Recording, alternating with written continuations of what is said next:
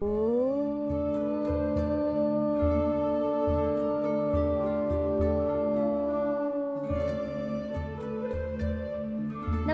दोस्तों, स्वागत है आपका कथा सागर में।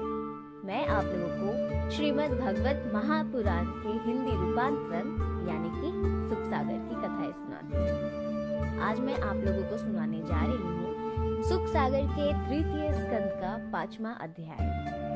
इस अध्याय में विदुर जी का मैत्रेयी जी से जीवन के कष्टों का कारण, कष्टों से निवृत्ति का उपाय और ईश्वर द्वारा संसार की रचना का वृतांत पूछना दिया हुआ है। यानी कि विदुर जी मैत्रेयी जी से जीवन के कष्टों का कारण पूछेंगे, उस कष्टों से कैसे निवृत्ति हो उसका उपाय पूछेंगे और ईश्वर द्वारा संसार की जो ये रचना है उसकी वृतांत पूछेंगे। तो कथा को शुरू करने से पहले एक बार मेरे साथ बोले ओम नमो भगवते वासुदेवाय नमः और इसी के साथ भगवान के चरणों में सिर झुकाए, उनसे आशीर्वाद ले, उनमें अपने ध्यान को एकाग्रचित करें, अपने मन को लीन करके मेरे साथ ये कथा सुने। श्री सुखदेव जी कहते हैं कि उद्धव के चले जाने पर विदुर जी रोते रोते उस वन में भटकने लगे। तो यहाँ तक हमने ये कथा जाना था कि उद्धव जी जो थे वो बद्रिका आश्रम चले गए थे, सारी वृतांत बताकर विदुर जी को। तो विदुर जी वहाँ पर रोने लगे, भटकने लगे और वहाँ से थोड़ी दूर पर मैत्रेयी जी का आश्रम था। तो विदुर जी हरिद्वार में गंगा तट पर स्थित मैत्रेयी जी के आश्रम में चले गए। मैत्रेयी जी ने उन्हें बहुत कुछ संतावना देकर चुप कराया। तब कुछ स्वस्थ होकर बैठने के पश्चात विदुर जी ने मैत्रेयी जी से पूछा, हे भगवान, यह क्या बात है कि मनुष्य जिस सुख के लिए नाना प्रकार के कर्म करता है वह सुख उसे नहीं प्राप्त होता और किसी प्रकार भी उसके दुखों का शमन नहीं होता, किंतु वह उत्तरोत्तर दुखों में ही फंसता जाता है। इस विषय में जो उचित हो आप मुझे बताइए, क्योंकि आप परम महात्मा और संसार का कल्याण करने के लिए श्री कृष्ण जी से विमुख अधर्मियों तथा दीन दुखियों का दुख दूर करने के लिए ही संसार में घूमते रहते हैं।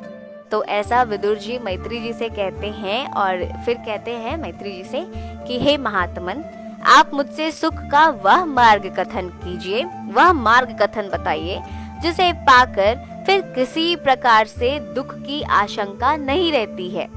फिर आप हमें यह भी बतलाइए कि अपनी त्रिगुणात्मिका माया युक्त वह कर्म रहित ईश्वर किस प्रकार इस संसार की रचना करते हैं तथा वे ही इस संसार की स्थापना करके संसारी जीवों के लिए जीविका भी देते हैं। तो ये सब कैसे होता है? इस संबंध में महात्मा पुरुषों ने ऐसा कहा है कि वह ईश्वर योगेश्वरों का भी अधीश्वर है और वह अकेला ही संसार में प्रवेश करके अनेक प्रकार से प्रकट हो रहा है। वह मत्स्य आदिक अवतार, भेदों से क्रीड़ा करने वाला, गौ, ब्राह्मण और देवताओं का रक्षक तथा यशस्वियों में शिरोमणि है। उन विष्णु जी के चरित्रों को सुनने से हम लोगों का मन तृप्त नहीं होता है, परंतु उन श्री विष्णु जी ने जिन तत्व भेदों से लोकपालों सहित लोकालोक पर्वतों के भीतर तथा बाहर वाले लोकों को बनाया है, जिनमें सब प्राणियों का भेद अधिकार किया हुआ प्रतीत होता है, तथा जिस प्रकार संसार के रचयिता नारायण भगवान ने सब प्रजाओं के स्वभाव, कर्म, रूप और नामों के भेदों का निर्माण किया है, वह आप मुझसे कहिए।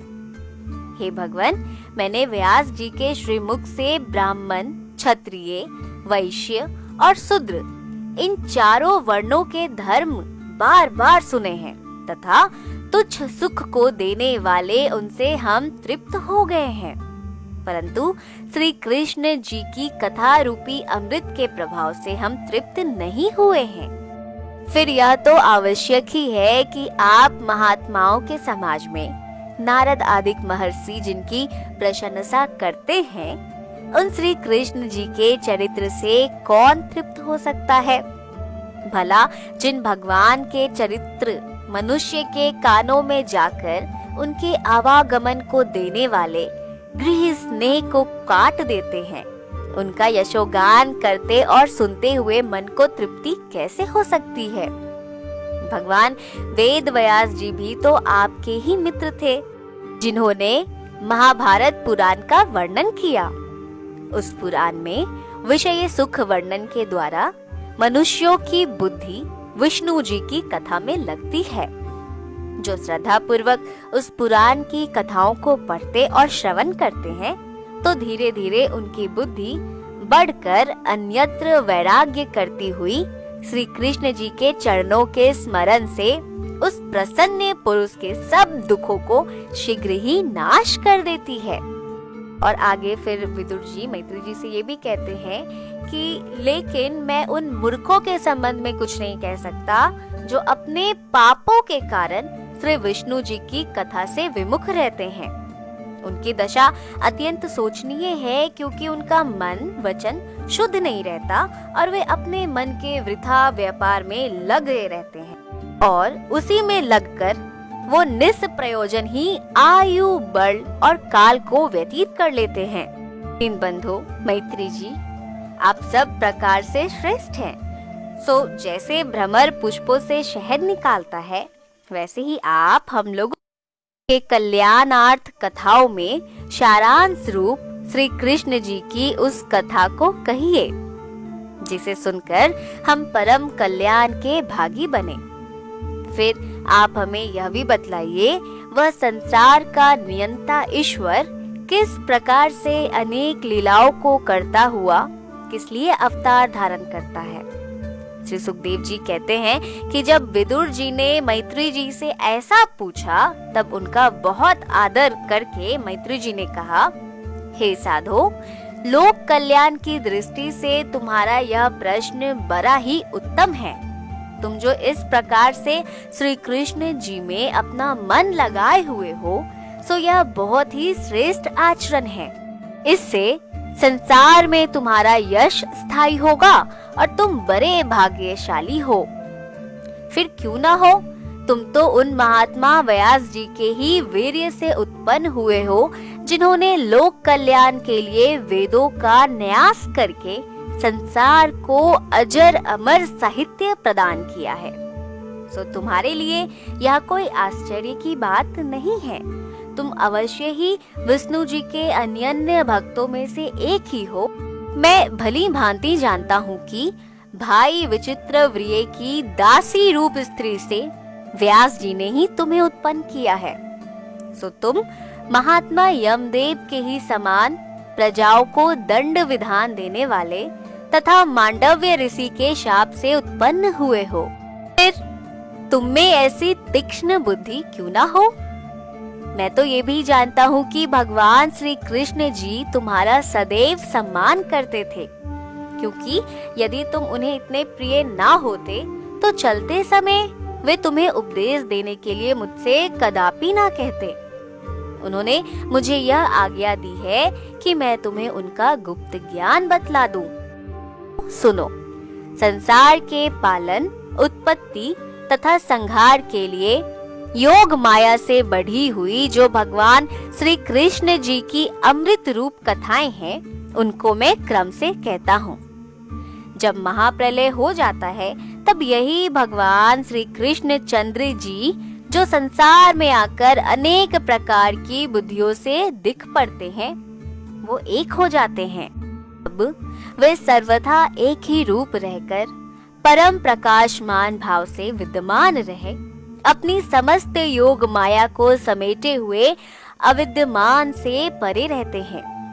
परंतु उस दशा में भी उनकी चैतन्य शक्ति नहीं सोती और वे सर्वदा चैतन्य रहकर भी सुषुप्त अवस्था में अदृष्टावत किसी पदार्थ को ना देखते हुए पुनः सृष्टि निर्माण के लिए काल की प्रतीक्षा करते रहते हैं। जब वह समय आता है, तब वे अपनी कार्यकारिणी माया के द्वारा फिर इस संसार की रचना करते हैं। जब काल उनकी गुणमयी माया में शोभ करता है, तब वे प्रकृति के अधिष्ठाता आत्मा के अंश रूपी पुरुष चैतन्य रूप आभास को धारण करते हैं। फिर तो वे विज्ञान स्वरूप ईश्वर क्रमशः अंधकार को दूर कर अपने शरीर में स्थित संसार को धीरे धीरे प्रकट करते हैं। तब काल और माया की प्रेरणा से पहले सबसे महतत्व प्रकट करते हैं। इस प्रकार जब वह महतत्व सर्वाध्यक्ष भगवान के समक्ष आता है, तब वे उसे दूसरे रूप में परिणत करते हैं। इससे उसमें विकार आ जाता है और तब अधिभूत, अध्यात्म तथा अधिदेव का आश्रयभूत इंद्रिय और मनोमय अहं तत्व की उत्पत्ति होती है। अहम तत्व 3 प्रकार का होता है, वैकारिक, तेजस और तामस। तो जो सबसे पहला अहम तत्व है वो है वैकारिक अहम तत्व, उससे मन प्रकट हुआ, और तेजस से शब्द स्पर्श आदि विषयों के ज्ञान वाली ज्ञानेंद्रिय तथा कर्म इंद्रिय प्रकट हुआ, और तामस अहम तत्व से स्वयं प्रकाश युक्त भूत सूक्ष्म अर्थात आकाश प्रकट हुआ। तब काल और मायांश के योग से जब ईश्वर ने उस आकाश तत्व को देखा तो उससे स्पर्श उत्पन्न हुआ, और जब इस प्रकार स्पर्श में विकार हुआ तब उस पवन में विकारता आने से उसने रूप तन मात्रा की रचना की, जिससे लोक की प्रकाशक ज्योति उत्पन्न हुई। इस प्रकार जब काल तथा मायांश के योग से परमेश्वर ने उस ज्योति को देखा तो वह तत्व भी विकार को प्राप्त हो गया और उसने रसमय जल को उत्पन्न किया। जब तेज से युक्त ईश्वर ने जल को देखा तब काल और मायांश के योग से वह भी विकारता को प्राप्त हुआ और उसने गंध गुण वाली पृथ्वी को उत्पन्न किया। यहाँ यह भी जान लेना चाहिए कि सर्वप्रथम मन के साथ ही वैकारिक अहम तत्व से देवता गण उत्पन्न हो चुके थे। उन्होंने भी सृष्टि रचने की चेष्टा की, परंतु परस्पर में संबंध न होने से वे ब्रह्मांड की रचना करने में समर्थ न हुए। तब उन्होंने यानी कि देवताओं ने हाथ जोड़कर परमेश्वर से कहा, हे देव, हम लोग आपके चरणों को नमस्कार करते हैं। सिवा आपके हमें और किसी का भरोसा नहीं है। हम लोगों को विद्या संयुक्त आप ही के चरणों की छाया स्वीकार है, क्योंकि आपके चरणों का ही आश्रय करके योगी जन शांति पाते हैं और बिना आपकी कृपा के संसारिक प्राणियों को आनंद नहीं मिलता है। आपके ही श्रीमुख से वेदों की उत्पत्ति हुई है और पापों को दूर करने वाली श्री गंगा जी भी आपके ही चरण से उत्पन्न हुई है। आपका परम पावन चरण कमल तीर्थ रूप है। अतएव हम सब आपके चरण की शरण में प्राप्त रहना चाहते हैं। आप हम सबको स्वीकार कीजिए, क्योंकि बिना आपके कुछ नहीं हो सकता।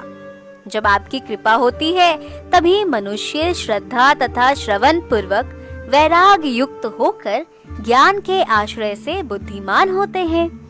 आप संसार के जन्म पालन तथा संहार के लिए ही संसार में अवतार लेते हैं। आपके जिन चरणों की छाया में भक्त अभय रहते हैं, हमें आपके उन्हीं चरणों की आशा है कि आप संसारी मोह माया से परे संसार के कर्ता और भक्ति भाव के परम स्थान हैं। आपके जो चरण कमल मुनियों को भी दुर्लभ है, हम लोग उन्हीं चरणों का भजन करेंगे, परंतु दुष्टों को इसका पता नहीं हो सकता, क्योंकि उनकी दुष्ट इंद्रियों की वृत्ति ने तो उनका मन ऐसे हर लिया है कि वे आपकी लीला में कथाओं से युक्त आपके भक्तों को देख भी नहीं पाते। किंतु हे देवादिदेव, जिनका चित्त आपकी विराट भक्ति से निर्मल है, जो आपकी अमृत रूप कथाओं को पान करने के लिए भ्रमर रूप हैं, जिनमें वैराग्य का अंश विद्यमान है और जो उस प्रकार से ज्ञान पाकर वैकुंठ को प्राप्त हो गए हैं, वे हमारे लिए सर्वदा वंदनीय हैं। इसी प्रकार जो अन्य धीर मनुष्य की, जो अपनी समाधि के योग बल से बलिष्ठ माया को जीतकर बलपूर्वक आपको प्राप्त होने के लिए परिश्रम करते हैं और उस पर भी उन्हें थकावट नहीं आती, हम सब देवता उनके सहित आपके चरणों की वंदना करते हैं। हे ईश्वर, हे लोकों के नियंता, आप ही ने हमारी रचना की है, इससे हम सब आपके ही शरण आए हैं। यद्यपि अहंकारवश हम सब ने चाहा था कि हम स्वयं ही अपने लिए एक ब्रह्मांड की रचना कर लें, परंतु आपस में ठीक संबंध ना बैठने से हम उसमें कृतकार्य ना हो सके, हमें सफलता ना मिली। परंतु हमारी यह बड़ी इच्छा है कि अवसर प्राप्त होते ही हम किसी एक ऐसे नवीन ब्रह्मांड की रचना करें जिसको हम आपको समर्पण करें, जिसमें सब प्रकार का सुख विद्यमान हो और आप सहित हम सब उसमें वास करें। फिर सृष्टि के और जितने प्राणी हैं, हम तुम दोनों के लिए बलि देकर अन्न को भोजन करें। परंतु हमारी यह इच्छा बिना आपकी कृपा के पूर्ण नहीं हो सकती है। आप सब कारणों सहित हम देवताओं के हृदय में वास करें। यद्यपि आप अजन्मा और सर्व सात्विक गुणों के धाम हैं, तथापि हम यह भली भांति जानते हैं कि आप जन्मादि कर्मों के कारण भूत सर्वज्ञ और महत्व रूप वीर्य को धारण किए रहते हैं। सो अपने महतत्व से आपने हम लोगों को किस लिए उत्पन्न किया है? हम लोग आपकी क्या सेवा करें? इस समय आप सृष्टि रचना करने में व्यस्त हैं। जीवों पर आपकी दया अपरंपार है। सो आप हम सबको भी ऐसा ज्ञान दीजिए कि जिसमें हम इस सृष्टि कार्य के लिए आपकी सेवा कर सके। तो ये सारी बातें देवताओं ने हाथ जोड़कर परमेश्वर से कहा। और इसी के साथ यहाँ पर 5वां अध्याय संपूर्ण होता है। आगे के अध्याय में हम जानेंगे कि भगवान के विराट रूप से जीवों की उत्पत्ति कैसे हुई। अब मेरी एक छोटी सी विनती है आप लोगों से, अगर अभी तक आप कथा सागर के परिवार से नहीं जुड़े हैं तो कर दे कथा सागर के चैनल को सब्सक्राइब, हिट करें बेल आइकन और जुड़ जाए कथा सागर के परिवार के साथ। साथ ही मैं ये बोलना चाहूंगी कि अगर आप पहले के अध्याय को नहीं सुन रखे हैं तो थोड़ी मुश्किल होगी आपको अध्याय को समझने में, कथा को समझने में। तो इसके लिए आप क्या करें कि पहले के अध्याय को सुन लें। साथ ही साथ प्लेलिस्ट भी बन रखा है महात्म्य वर्णन का, प्रथम स्कंद का, दूसरे स्कंद का, ये सारी चीज़ों का अलग से आपको प्लेलिस्ट मिल जाएगा, जिसमें सिर्फ वही सारी वीडियोस आपको मिलेंगे, उन्हीं सारी कथाओं की वीडियोस आपको मिलेंगी। और एक बात और, अच्छी अच्छी बातों को अपने तक बिल्कुल भी सीमित ना रखें, जितना ज़्यादा से ज़्यादा हो सके इसे शेयर करें। अब मैं लेती हूँ आप लोगों से विदा, जल्द मिलूंगी आगे के अध्याय के साथ। तब तक के लिए अपना ख्याल रखिए, अपने आसपास वालों का ख्याल रखिए, खुश रहिए, स्वस्थ रहिए, अच्छे से रहिए, हंसते रहिए। भगवान आप सबकी मनोकामना को पूर्ण करे। ओम शांति, ओम शांति, ओम शांति।